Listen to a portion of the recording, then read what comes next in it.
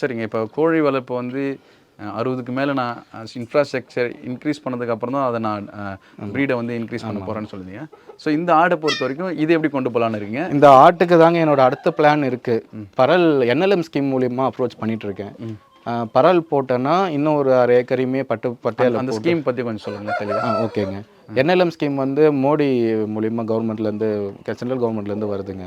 அந்த ஸ்கீமில் வந்து நம்ம காட்டு பத்திரம் தேவை. நம்ம யார் பேரில் இருக்கோ அவங்க தேவை. அவங்களோட ஏஜ் ஃபேக்டரும் முக்கியம். வயசானவங்க பேரில் இருந்தால் அது கொஞ்சம் கிடைக்கிறது கஷ்டம். அப்பா பேர்ல இருந்தா கஷ்டம். நம்ம பேரில் இல்லை வயசு கம்மியாக இருக்கவங்க யார் பேரில் 40-50 வயசில் இருந்தால் கொஞ்சம் ஓகே. லேடிஸ் பேரில் கார்டு இருந்தால் ஈஸியாக கிடைக்கும். அவங்க சுய தொழில் மாதிரி அவங்களுக்கு அது என்னென்னா அந்த ஸ்கீம் என்னென்னா 50% வந்து மானியம் சொல்கிறாங்க. எனக்கு அந்த அளவு நான் இன்னும் கேட்கல. 50% மானியம் சொல்கிறாங்க. உதாரணத்துக்கு 10 லட்சம் கிடச்சிச்சின்னா 5 லட்சம் மானியத்தில் போயிடும்.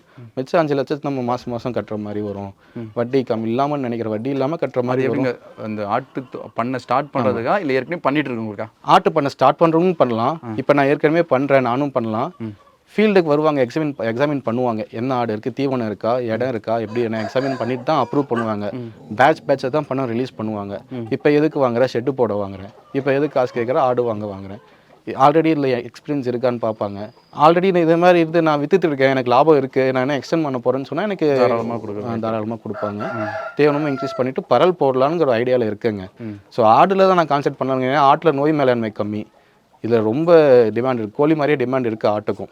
கறி பர்பஸ் தான் டிமாண்ட் இருக்குது. எண்டில் கறி தான். நம்ம என்ன ப்ரீடு குவாலிட்டி, எவ்வளோ ப்ரீடு பெரிய ஆடாலும் கடைசி வந்து கறி தான். 450 ரூபா கிலோ. கறி கடைக்கு வந்தாங்கன்னா 350 ரூபாய்க்கு தான் எடுப்பாங்க. நம்ம விற்றாலும் வெளியே விற்றா 450 ரூபாய்க்கு கொடுக்கலாம். அவ்வளோதான் மேக்ஸிமம் போகும்.